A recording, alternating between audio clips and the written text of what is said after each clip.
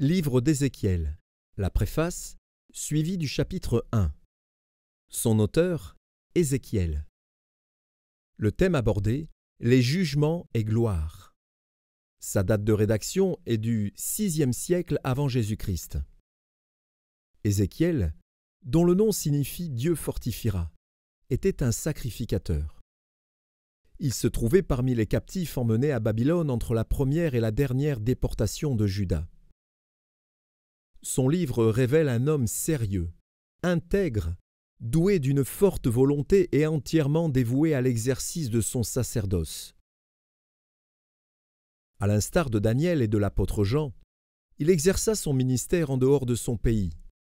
Entre parenthèses, Juda. Fermons la parenthèse. Sa prophétie, comme les leurs, est exprimée avec des symboles et des visions.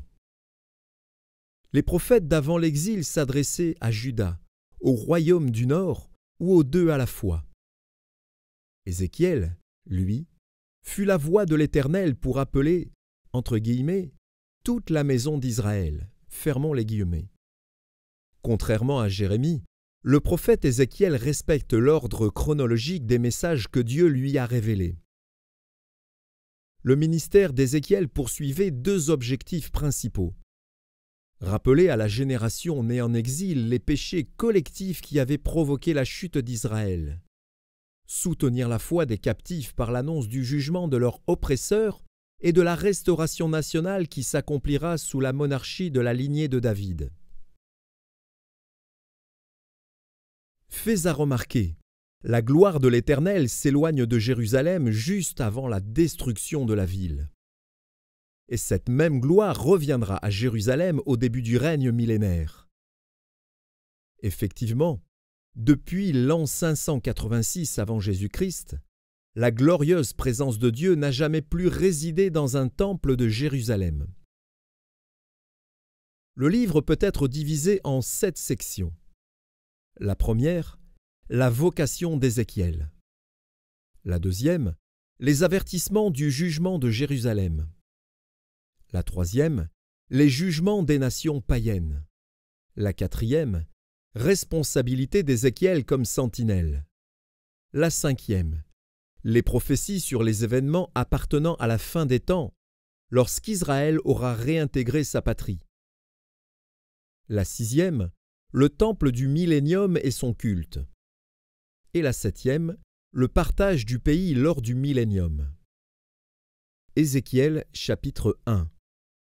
La 30e année, le 5e jour du 4e mois, comme j'étais parmi les captifs du fleuve du Kébar, les cieux s'ouvrirent, et j'eus des visions divines. Le 5e jour du mois, c'était la 5e année de la captivité du roi Joachim. La parole de l'Éternel fut adressée à Ézéchiel, fils de Buzi, le sacrificateur, dans le pays des Chaldéens, près du fleuve du Kébar. Et c'est là que la main de l'Éternel fut sur lui. Je regardai, et voici, il vint du septentrion un vent impétueux, une grosse nuée et une gerbe de feu, qui répandait de tous côtés une lumière éclatante, au centre de laquelle brillait comme de l'airain poli, sortant du milieu du feu.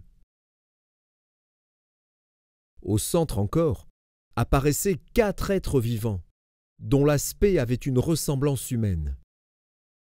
Chacun d'eux avait 4 faces, et chacun avait 4 ailes. Leurs pieds étaient droits, et la plante de leurs pieds était comme celle du pied d'un veau. Ils étincelaient comme de l'airain poli. Ils avaient des mains d'homme sous les ailes à leurs 4 côtés, et tous les 4 avaient leurs faces et leurs ailes. Leurs ailes étaient jointes l'une à l'autre. Ils ne se tournaient point en marchant, mais chacun marchait droit devant soi. Quant à la figure de leur face, ils avaient tous une face d'homme, tous les 4 une face de lion à droite, tous les 4 une face de bœuf à gauche, et tous les 4 une face d'aigle. Leurs faces et leurs ailes étaient séparées par le haut. 2 de leurs ailes étaient jointes l'une à l'autre, et 2 couvraient leur corps. Chacun marchait droit devant soi. Ils allaient où l'esprit les poussait à aller, et ils ne se tournaient point dans leur marche. L'aspect de ces êtres vivants ressemblait à des charbons de feu ardent. C'était comme l'aspect des flambeaux. Et ce feu circulait entre les êtres vivants. Il jetait une lumière éclatante, et il en sortait des éclairs. Et les êtres vivants couraient et revenaient comme la foudre. Je regardais ces êtres vivants, et voici, il y avait une roue sur la terre, près des êtres vivants, devant leurs 4 faces. À leur aspect et à leur structure, ces roues semblaient être en chrysolite, et toutes les 4 avaient la même forme. Leur aspect et leur structure étaient tels que chaque roue paraissait être au milieu d'une autre roue. En cheminant, elles allaient de leurs 4 côtés, et elles ne se tournaient point dans leur marche. Elles avaient une circonférence et une hauteur effrayantes, et à leur circonférence les 4 roues étaient remplies d'yeux tout autour. Quand les êtres vivants marchaient, les roues cheminaient à côté d'eux, et quand les êtres vivants s'élevaient de terre, les roues s'élevaient aussi. Ils allaient où l'esprit les poussait à aller, et les roues s'élevaient avec eux, car l'esprit des êtres vivants était dans les roues. Quand ils marchaient, elles marchaient. Quand ils s'arrêtaient, elles s'arrêtaient. Quand ils s'élevaient de terre, les roues s'élevaient avec eux, car l'esprit des êtres vivants était dans les roues. Au-dessus des têtes des êtres vivants, il y avait comme un ciel de cristal resplendissant, qui s'étendait sur leurs têtes dans le haut. Sous le ciel, leurs ailes étaient droites l'une contre l'autre, et ils en avaient chacun 2 qui les couvraient, chacun d'eux qui couvrait leur corps. J'entendis le bruit de leurs ailes, quand ils marchaient, pareil au bruit de grosses eaux, ou la voix du Tout-Puissant. C'était un bruit tumultueux, comme celui d'une armée. Quand ils s'arrêtaient, ils laissaient tomber leurs ailes. Et il se faisait un bruit qui partait du ciel étendu sur leurs têtes, lorsqu'ils s'arrêtaient et laissaient tomber leurs ailes. Au-dessus du ciel qui était sur leurs têtes, il y avait quelque chose de semblable à une pierre de saphir, en forme de trône. Et sur cette forme de trône apparaissait comme une figure d'homme placée dessus en haut.